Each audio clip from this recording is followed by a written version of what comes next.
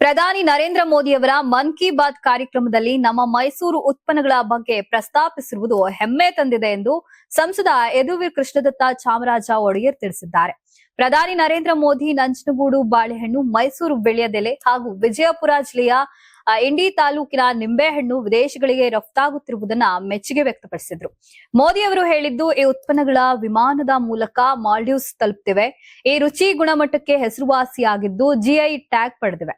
ಇಂದಿನಿಂದ ರೈತರು ಗುಣಮಟ್ಟದ ಮತ್ತು ಇಳುವರಿ ಹೆಚ್ಚಳಕ್ಕೆ ಆದ್ಯತೆ ನೀಡುವುದರಿಂದ ವಿದೇಶಿ ಮಾರುಕಟ್ಟೆಯಲ್ಲಿಯೂ ತಮ್ಮ ಸ್ಥಾನವನ್ನ ಕಟ್ಟಿಕೊಂಡಿದ್ದಾರೆ. ಪ್ರಧಾನಿ ಮೋದಿ ಡಿಜಿಟಲ್ ವಂಚನೆ ತಡೆಯಲು ಒಟಿಪಿ, ಆಧಾರ್, ಬ್ಯಾಂಕ್ ಖಾತೆ ವಿವರಗಳನ್ನ ಯಾರೊಂದಿಗೂ ಹಂಚಿಕೊಳ್ಳಬಾರದೆಂಬ ಸಲಹೆ ನೀಡಿದ್ರು ಮತ್ತು ಆಗಾಗ ಪಾಸ್ವರ್ಡ್ ಬದಲಿಸಲು ಕೂಡ ಸೂಚಿಸಿದ್ರು. ಅಲ್ಲದೆ ರಾಷ್ಟ್ರಪತಿ ಭವನದಲ್ಲಿರುವ ಬ್ರಿಟಿಷ್ ವಾಸ್ತುಶಿಲ್ಪ ಎಡ್ವಿನ್ ಲುಟೆನ್ಸ್ ಅವರ ಪ್ರತಿಮೆಯನ್ನ ಬದಲಿಸಿ ಆ ಸ್ಥಳಕ್ಕೆ ಸ್ವತಂತ್ರ ಭಾರತದ ಮೊದಲ ಭಾರತೀಯ ಗವರ್ನರ್ ಸಿ ರಾಜಗೋಪಾಲಾಚಾರಿ ಅವರ ಪ್ರತಿಮೆ ಸ್ಥಾಪಿಸಲಾಗುವುದು ಎಂದು ಅವರು ತಿಳಿಸಿದ್ದಾರೆ. ಇನ್ನು ನಮ್ಮ ಪ್ರದೇಶದ ಅತ್ಯಂತ ಪ್ರಿಯ ಜಿಐ ಉತ್ಪನ್ನಗಳಾದ ನಂಜನಗೂಡು ಬಾಳೆಹಣ್ಣು ಮತ್ತು ಮೈಸೂರು ವೀಳ್ಯದೆಲೆ ಬಗ್ಗೆ ಪ್ರಧಾನಿ ನರೇಂದ್ರ ಮೋದಿ ಮನ್ ಕಿ ಬಾತ್ ನಲ್ಲಿ ಪ್ರಸ್ತಾಪಿಸಿದ್ದು ಸಂತೋಷ ತಂದಿದೆ. ಇದರ ರಫ್ತನ್ನ ವಿಸ್ತರಿಸುವ ಮೂಲಕ ರೈತರ ಆದಾಯ ಹೆಚ್ಚಾಗುತ್ತದೆ, ಹೊಸ ಮೌಲ್ಯ ಸೃಷ್ಟಿಯಾಗುತ್ತೆ ಮತ್ತು ಯುವ ಕೃಷಿಕರು ಜಿಐ ಆಧಾರಿತ ಕೃಷಿಯಲ್ಲಿ ಹೂಡಿಕೆ ಮಾಡಲು ಪ್ರೇರೇಪಿತರಾಗ್ತಾರೆ.